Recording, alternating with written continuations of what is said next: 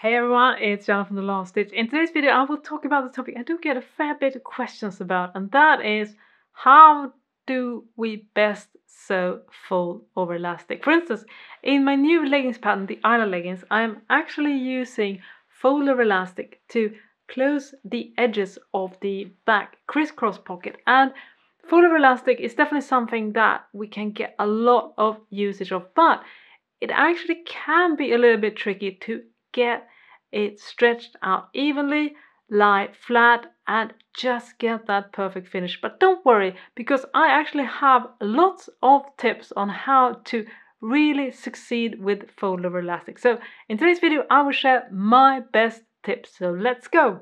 As you probably noticed, a lot of fold over elastic has two very distinct surfaces. One is shiny, glossy, and the other one is more plush and soft. So which one are you going to use on the outside? Well, it all depends on your preference, but in general I would say that for a lot of garments you will usually be more successful using the plush one because it's soft to the skin and it also looks a little bit more professional.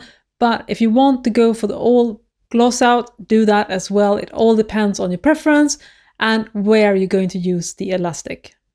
A common question regarding fold over elastic is how much should I stretch it out when I'm attaching it? Well, as with most things, it depends. For instance, if you are attaching fold over elastic in a curve, such as a neckline or a sleeve opening, then you will need to stretch out the elastic more in order to lie it flat and doesn't flip out. Whereas when you're attaching the fold over elastic on a straight line, then you only have to stretch it a little bit.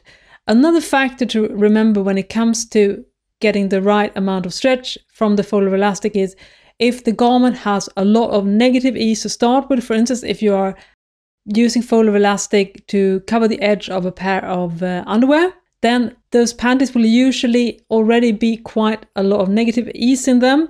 So you don't really have to stretch out the fold over elastic even more. Just stretch it out a little bit more than the fabric, but that's about it. But as I said, if you're sewing curves, you will definitely need to stretch out the fold over elastic more. So it a little bit depends, but play around and see what works for you. If you're struggling with attaching the fold over elastic, I have two methods that I find are really useful to make the application so much easier. The first one is to use good old regular hand basting. So you're basically just attaching the fold over elastic, sewing long stitches that you don't pull too much, so you still have room to move the fold over elastic around. And also, if you are sewing curves, you definitely stretch out the fold over elastic while basting. This is a good method if you are doing both curves and straight line, just using good old hand basting to keep the fold over elastic in place. But my personal favorite method for attaching fold over elastic is to use the machine-based method. And this works like this. First, place the fold over elastic and then you put the fabric and you line the edge of the fabric close to the folding line. And this you're actually going to do so you have the right side of the fabric facing towards you. So you're actually going to sew this from the right side. And then you just stitch along the edge of the fabric so that it attaches to the fold over elastic. Remember to stretch as you sew. You stretch more if you're sewing curves and slightly less if you're sewing a straight line, but always stretch a little bit when you're attaching the fold over elastic. And once the basting is done, then you fold over the elastic. Again, you work it from the right side. You set your sewing machine on a zigzag stitch. I recommend using pretty much a medium-sized zigzag stitch. You can also use the 3-step zigzag stitch. You can also use a cover stitch to attach fold over elastic. In this example, I'm just going to use regular zigzag stitch. Now, remember, because you are stretching out the fold over elastic when you're stitching it, the stitch length will actually look smaller when the elastic pulls together. So I would actually recommend that you increase the stitch a little bit just to make sure that it looks nice when it's all done and finished. But it all becomes to preference. The most important thing is that you definitely need to make sure that the zigzag stitch you're using can be stretched out a lot without the seams popping. That's basically your general rule. But usually the regular settings of zigzag is usually a good starting point when you're stitching fold over elastic. Another tip is that when you are attaching fold over elastic and you're not sewing in as a round circle, I recommend that you let the fold over elastic extend outside the piece of fabric that you're covering, because that makes controlling it easy. So I usually have a little bit longer both at the start and the end. So I start actually zigzagging over the extended edge and then I follow along the line. I try to stitch quite close to the edge, but you can also leave a couple of millimeters, definitely. There is no right and wrong there, but definitely don't stitch the elastic too further in, because then you will have an edge that might sort of flip a little bit, and that's not very good look. So definitely try to stitch reasonably close to the edge of the fold over elastic. If you use the machine basting method, after you stitch the fold over elastic, now is the time to pull the threads.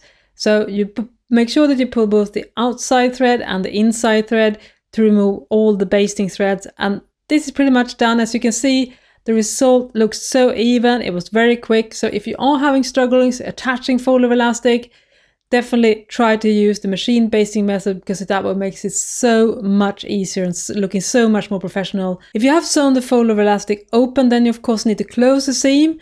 What you do is you basically just stitch over the edge of the fold over elastic, close the seam, remove any excess fold over elastic, and then you can also secure the seam allowance by stitching a vertical bar tack stitch on one side of the seam. Keep the seam allowance in place and just make the finishing looks nicer. Of course, you can also attach the fold over elastic on the round. That's a nicer finishing. For instance, if you're covering a sleeve opening or a neckline, what you do then is that you first sew together the fold over elastic to create a loop.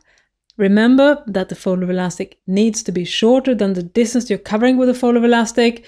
I also recommend that you mark a couple of spots on the garment and the equal percentage on the fold over elastic, so you know that you can stretch that out to meet these two notches. For instance, perhaps halfway at the sleeve opening and also halfway at the fold over elastic, and then you align these two notches.